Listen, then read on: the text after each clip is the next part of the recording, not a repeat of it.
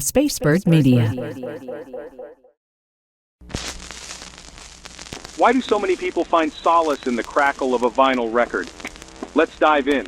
This isn't just another vinyl podcast. It's a journey into the heart of recovery through the universal language of music. Each week we share powerful stories of overcoming addiction and life's toughest challenges. Together, we'll uncover how the warmth of vinyl can guide us through moments of vulnerability and strength. So, drop the needle, lean in, and let the music heal. Let's get started.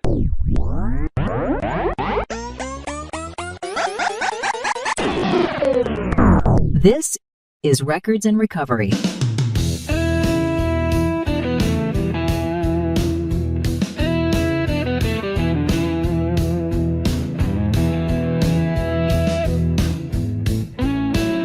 Welcome to Records and Recovery, where each and every week we love to just talk about music. And of course, as that applies to our lives, whether that's faith-oriented or just in healing our hearts, it's always great to catch up and to be able to talk that. So ace@thesis.com is how you can reach me. But this week, talking with someone who I just met today and super excited, heard amazing things about this guy's story and what God has been doing in his life. But first and foremost, Steve Robertson, welcome to Records and Recovery.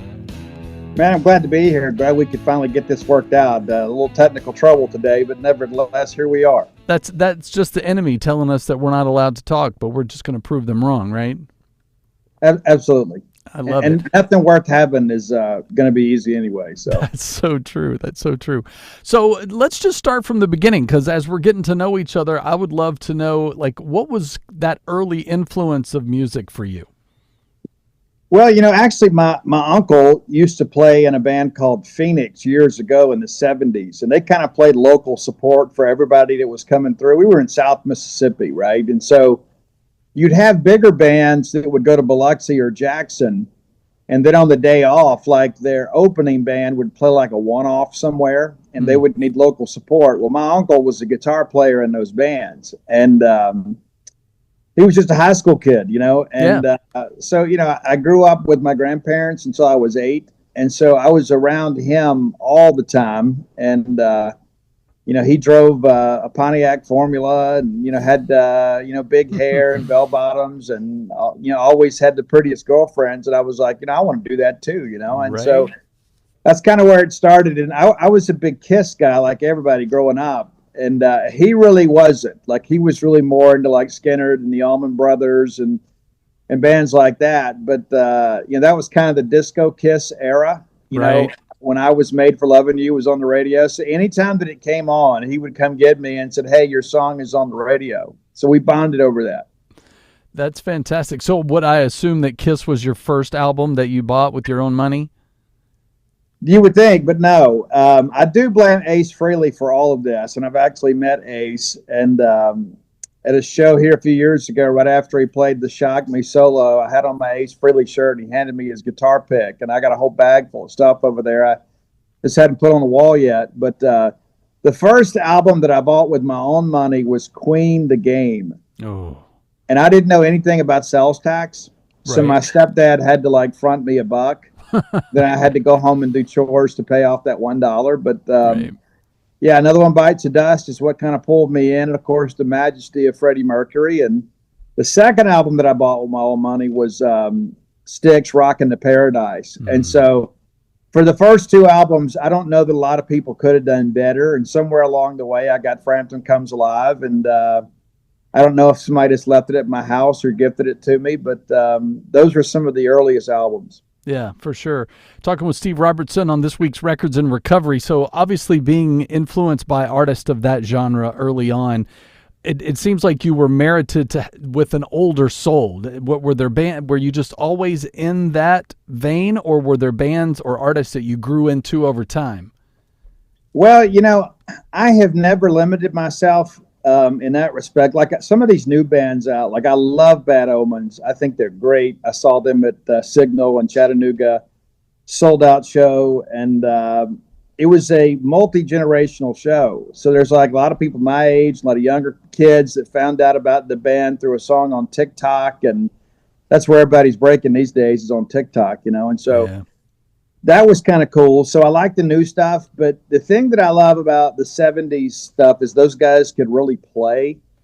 Like nowadays, anybody can download Pro Tools to their laptop and go to work and have a home studio. And I think in some respects, the rock scene has kind of been watered down because of it. But when you go back and you think about like Jefferson Starship and Mickey and those guys, and even bands like, Firefall, those guys could really play. Yeah. And they didn't have multi-million-dollar budgets to record albums like maybe bands in the 90s did. And I've got a big beef with a lot of the early 90s stuff anyway. There's a lot of people out there that think all this happened organically. The 80s metal scene got really bloated, right? And so you had these huge stage shows, and, it took eight to 10 semis to carry the show from one town to another. Multi-million-dollar budgets to shoot rock videos to get on MTV, but there was collusion in the early 90s. I don't think a lot of people realize that. And I'm about to hurt some feelings here, and that's okay. I'll look around and see if I can't find some sympathy. No, I don't see it here. But the record companies and MTV both kind of worked together to get a more marketable product at a much more efficient way for them. That's how bands like Nirvana. I mean, Nirvana, guys, Soundgarden had sold 2 million records before Nirvana had a record deal. I mean, they had their little thing with Sub Pop, which is basically like self-publishing a book, But this was not just this grassroots organic thing. Like when everybody went to Seattle looking for the next big thing, Soundgarden and Pearl Jam and Nirvana were already on the road doing national tours. Mm-hmm. And so it wasn't the honey hole that a lot of people thought it would be. Of course, MTV milked it dry because they wanted access to artists. And of course, the record companies could go and sign those bands for next to nothing. There wasn't a bidding war for those bands like a lot of people suggested. And that's around the era that I was in music. And we didn't play rock back then. But there's just so many people that I think have a revisionist history about what really happened in music around that time. And listen, I love Soundgarden. I've got a Soundgarden lower leg sleeve, and Chris Cornell. I mean, Chris Cornell, I think, is the best singer-songwriter of my generation. Yeah. But there's been a lot of this stuff too. Like every kid goes to Spencer's Gifts and gets a Nirvana T-shirt to be hip, and they don't understand that all of us that kind of grew up in it, we kind of look at all that and kind of turn our nose up at it a little bit. And honestly, I think, and you're old enough to remember this stuff too, Nirvana was not the band that the cool kids kind of gravitated to. It was, everybody loved Soundgarden. And even if you go back to, and here's a little history lesson a lot of people don't have, Malfunction, the band Malfunction, which was fronted by Andrew Wood, originally from Columbus, Mississippi, just down the road from me here. Course, migrated to Seattle as a young person and founded Mother Love Bone, and is considered by many to be kind of the godfather of the grunge movement. Well, some of those songs on Apple from Mother Love Bone were on the Malfunction record from 1980. And so there's like 10 years in between as Andy kind of found himself, and of course, had a lot of problems with addiction. That's why I wear this hat, just so you know. I mean, it's a lot of people think it's Breaking Bad. It's not. It's Andy. And I do that to kind of tell this story. Yeah. As Andrew Wood was a guy that was a military brat and was probably one of the more beautiful people of that era. And the sad part about it is most people didn't get to know him until after he died. Mm. And everything that happened after that. And a lot of this. I mean, like Jeff Ament and Stone Gossard from Pearl Jam were in Mother Love Bone. So Pearl Jam rose from the ashes of Mother Love Bone. And that's a band that originally began in 1980. And so I share that because if you know kind of the autopsy of the grunge movement, you know that all this started much earlier. It didn't just all pop up in 1991. Right. Well, and I would say in that same vein that people don't necessarily get tired of the music. They get tired of the saturation of the styles. It's used on branding for things that it doesn't really apply. I mean, this happened with disco. It happened with hair metal. It happened with grunge. Like, you get tired of just seeing plaid everywhere or seeing hairspray everywhere or seeing disco balls, and like it's the fad of the brand of the style of music that gets killed, which then buries the music. And then it just takes a while for that to resurface. The fans never go away. It's just not as accessible. And what's interesting about that too, here's a trivia question that most of your listeners may not know. Do you know which band and which major rock video had the flannel thing first? The flannel. Ooh, that's a great question. I'm not sure that I know that one. It's Trickster, Give It To Me Good. Oh, yeah. Right? That was a catchy song. They didn't last very long because they kind of crested around the time that music was changing. But a lot of people, like, they were just good old boys, right? They were just guys. Like, you look at that video and they're riding their motorcycles and riding in pickup trucks and they all got on flannel shirts and everybody's like, hey, well, we don't wear that kind of stuff. And so, like, you had like the long-haired, mulleted, denim jacketed army that I was a part of. Yeah. It was like, hey, who are these guys wearing flannel shirts? That's kind of a country thing. And then next thing you know, everybody else is wearing it. And it's so incredibly contrived in some respects. And you've been around the record industry, so you get it. I mean, I got friends right now, and I won't say names. I got friends that are still touring off their 80s branding because they got a mortgage to pay. Right. So people are like, hey, why are they playing this club that's got 500 people? Well, it's because they get a guarantee. They got to pay the bills. They got kids that got soccer practice and they got girls and dance lessons. And so they're kind of trapped, if you know what I'm saying, because they didn't learn a marketable or appreciable skill outside of music that could afford them the lifestyle. And it's not at all, they got a cooler job than you and I have, but it's still a job, and it's more a job today than it ever has been. Yeah. Yeah, so true. Steve Robertson is our guest this week on Records and Recovery. So, Steve, let's talk a little bit about how music has played into your life faith-wise, and tell a little bit of the story of really kind of from the beginning, because we're getting to know each other, but other people that are meeting you for the first time, about some of the perils and things that you've been through. Well, I started singing in church. My great-grandfather was a minister. My grandfather was a minister. My favorite uncle became a minister. My brother married a missionary's daughter. We were raised in the church. Before I had a problem with alcohol and narcotics, I had a drug problem like everybody else. I was drugged to church Sunday morning, Sunday night, Wednesday night, revival, anything that was going on. And, so you learn to get out there and get in front of an audience a lot quicker. You sing in church. And I don't know how much of it's singing. It's just kind of getting over, the being in front of a crowd. You know what I mean? You kind of learn to skill a little bit later, but you kind of get over that stage fright pretty early as a young person. And, I enjoy the attention of all that. And, competed in state Bible drill contests and things like that. I was ultra competitive. And then I kind of reached a point in my faith where I began to kind of question all this. It's like, do I believe this stuff because it's true, or do I believe it because it's what I've been fed my whole life? And I think everybody reaches that point at some point. You kind of begin to question, right? Yep. And so I began to kind of do some exploration. I began to kind of challenge my faith a little bit. And I've read all of the great or major religious texts. I've read all of them, and after doing my research, of course, I came back around to believing and fully understanding that what I had been taught was the truth.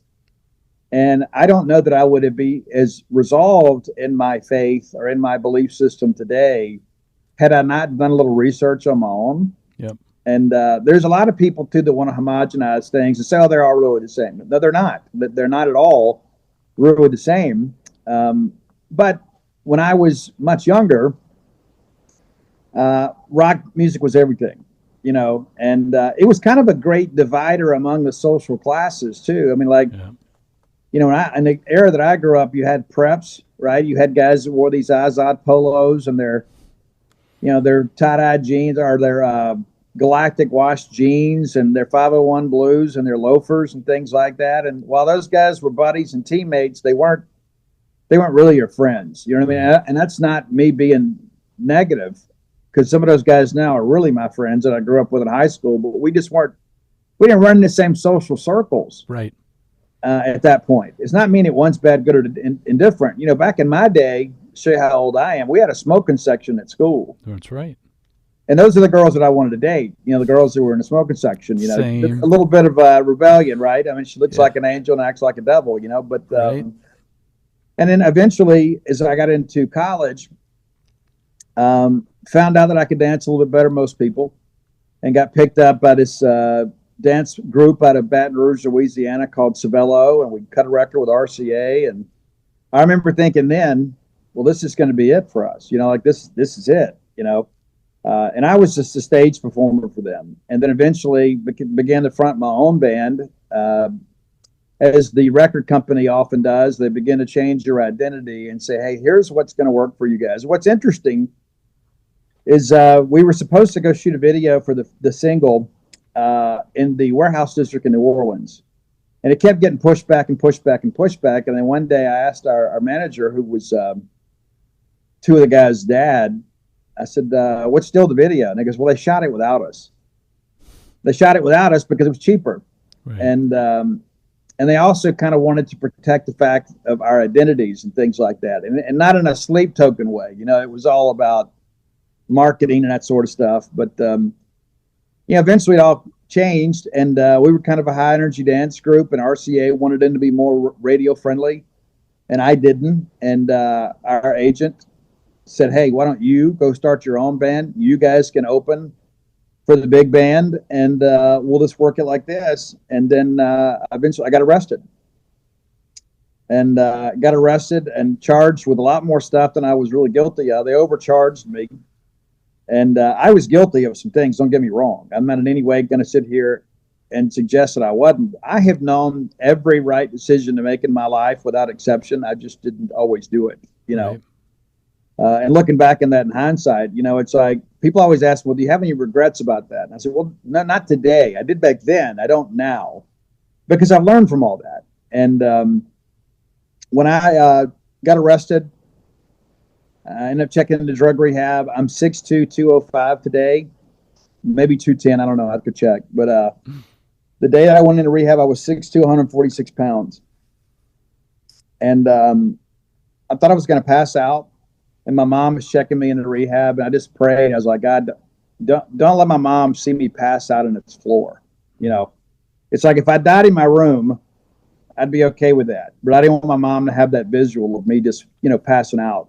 And I made it to my room, and I was so cold. And I kept hitting the button, the nurse's button. And the CA was a guy named Harmon Foster, a guy that had lost his medical license for writing scripts for drugs, and he still wanted to help other addicts, and he was involved working at Pine Grove Recovery as a volunteer.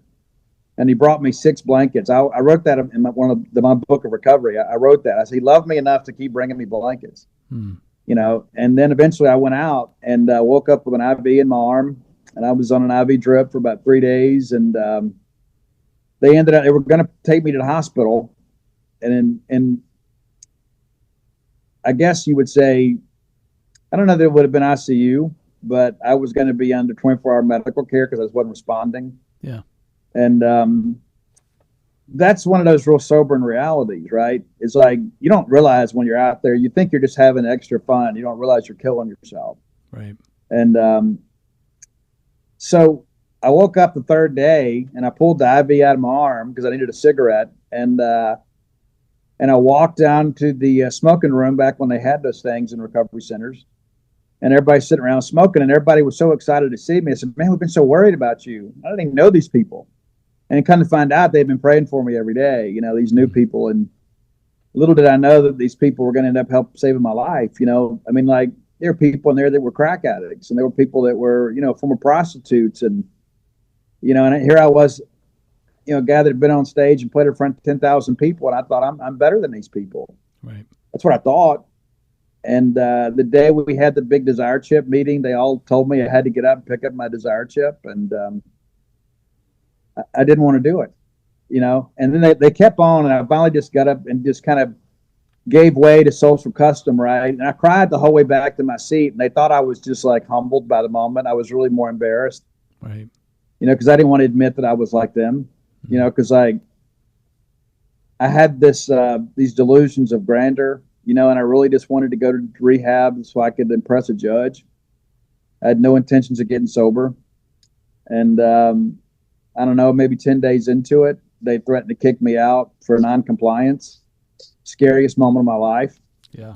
Because then in that moment, I kind of had to realize that I was in a mess and I didn't have anywhere else to turn. And I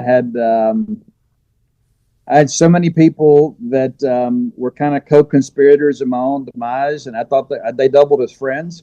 Yeah. And then at the end of the day, one of the things that I learned is that I was responsible for all of it.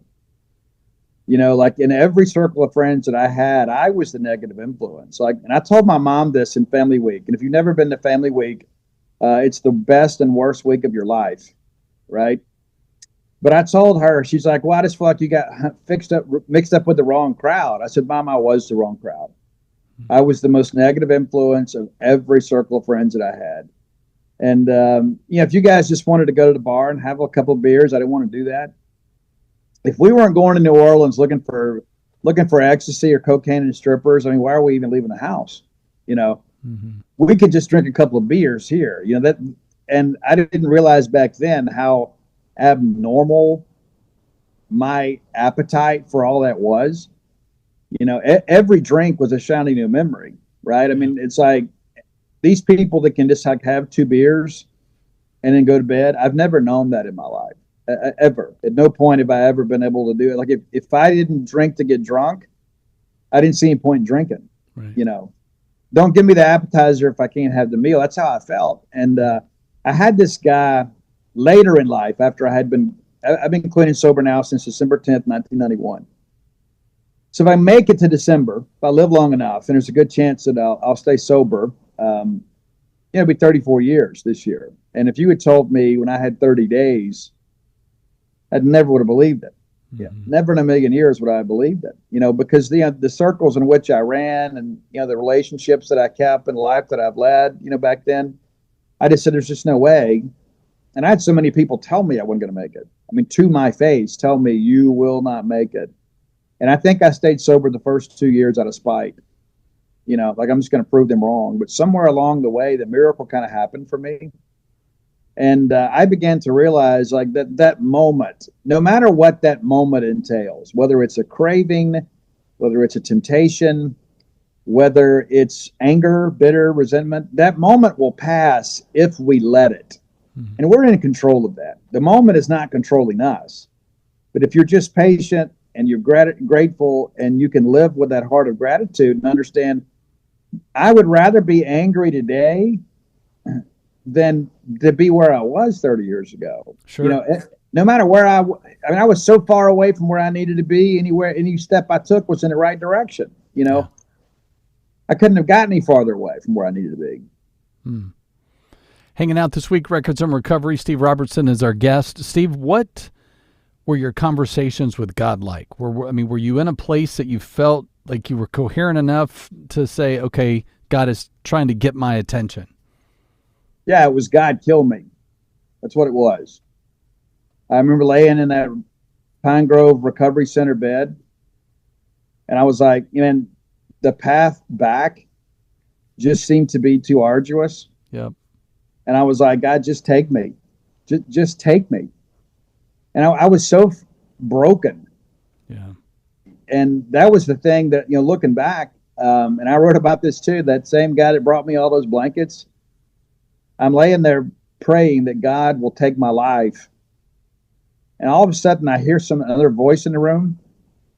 And it was that same doctor kneeling at my bedside at my feet, praying, God, please don't let him die. And I'm grateful that he had a better relationship with God back then than I did. Yeah. Right? Because his prayers were heeded. And I tell that story because, number one, I think Dr. Foster obviously had some controversy and scandal in his life. But I want people to know that God still used him. Yep. And that he found a heart for other people. And I remember he would speak in meetings. Sometimes he wasn't very coherent. But the one thing that he closed every share with is, I love all of you. I love you all so dearly. And when you're new in rooms,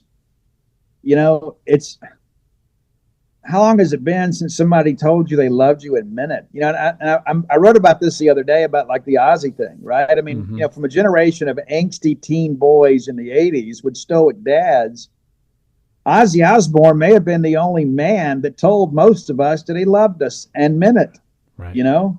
Yeah. So much. I think that's why the loss is so significant, not just because of the music that he made, but the way he made people feel. When you went to an Ozzy show, you felt like you're with your tribe. Like no matter where, like you hated leaving, right? Yeah. Because now I got to go back and deal with all this other stuff. Right. But you go and you kind of get re-energized, and you know, kind of going back to those conversations, you know, with God. There was, I was grateful for a while, but I had to kind of figure out how I wanted to pursue this spiritually, right? I knew that God had spared me when so many other people similarly situated were not. And one day I was just kind of meditating on that, and I said, the graveyard's filled with people that got a second chance and didn't take it, you know. And I just thought, you know what, I'm not going to be a statistic, and I want to see how the story ends. So I'm going to put it all in there. And I remember being in Family Week, and I was so angry and bitter about everything. And there was a guy in there named Jim C., who I'm still friends with all these years later. I'd never met him before. He was a volunteer, came for Family Week, and he just asked me, he says, "Why are you so angry?" I said, "I'm not angry." And I was. And he kept asking me, he said, "Why are you so angry?" And eventually he broke me down. And I get emotional even thinking about this all these years later. Mm-hmm. And I said, "I guess life didn't turn out the way I thought it would." And he just grabbed me up and he goes, "I want you to know the love that I have for you is real." And in that moment, I believed him. And he's proven all these years later that it was real, because he was an addict. He was an alcoholic. He had, at that time, he had a few years clean and sober. Yeah. But he knew where I was going. And one of the biggest turning points in my recovery is a guy named Robert P., who ended up being my first sponsor. He was one of those that told me I couldn't make it, and he knew what he was doing. He was manipulating me for the right reasons. And right. He told me one day, he goes, "We've already began to teach your mom how to grieve your loss." And he said, "You're not going to make it. And so we're preparing her for that." He said, "We're going to abandon our treatment for you, and we're going to allocate the resources to your mom so we can go ahead and prepare for the funeral that inevitably is coming, so that your mom will be able to deal with your loss." Wow. And that part was true. And all of a sudden I thought, I'm smart. I've been able to BS my way through so much in life. Right. And at that moment, I realized I wasn't going to be able to BS this. I was going to have to either give my all one way or another. And I got very humbled by that. And I just said, "God, listen, I want to prove these people wrong. So I'm going to do everything they tell me to do. And then when it doesn't work out, I can say I told you so. Mm-hmm. But I want you to help me to do it all to the best of my ability." But very self-centered prayer. Sure. And now here I am, over 13,000 days, still trying to prove them wrong. I unknowingly proved them right. Right. But I would say the turning point for me when it came to spirituality is after my wife and I lost a child, the stillbirth. And I got very bitter. And I learned, that was early in recovery too. And I guess I had a couple years sober. And I was very angry. I was like, "God, how could you do this to me? I'm doing what I'm supposed to do. I'm going to meetings every day. I'm working every day. I come straight home. I'm not drinking, not using, not associating with those who do. And you owe me. How did this happen?" And I really thought I was being punished. And then what made it worse is that I felt like my wife was being punished for my sin. Right. And that's a tough thing to deal with. And we ended up getting pregnant again. And I figured out, I said, the only way this is going to work is with God. Because I tried it my way. Yep. And I prayed and really earnestly prayed. I said, "God, you say in your word that you'll give us the desires of our heart. And I want a son. I want him to be an athlete. And from that moment, after I said that prayer, I knew it was a son, and I knew that I was going to be a Little League baseball coach. It was just in many ways kind of revealed to me in some respects. And my son went on to play college baseball, and he was a second-degree black belt, lettered in 4 sports in high school. It's funny when you look back at all of that stuff, when you thought God wasn't watching, and you just thought, well, maybe he just created all this and just left it spinning. We're just here to figure it out. None of that stuff is true. There are no coincidences. Everything has a message and a lesson. And that's what nearly 33 years of recovery has taught me, is that every day I'm learning something. But the biggest thing for me is just learning to be grateful for who and what I have, no matter how long I have them. Amen. So good. Steve Robertson's been our guest this week on Records and Recovery. Man, thanks so much for sharing your story, and I look forward to seeing how much more God continues to prove you wrong. Yeah, absolutely. And thanks for having me, and best of luck to you. Records and Recovery is a Spacebird Media production and a part of the Thesis Radio Network. Find more episodes anywhere you listen to podcasts or at thesis.com.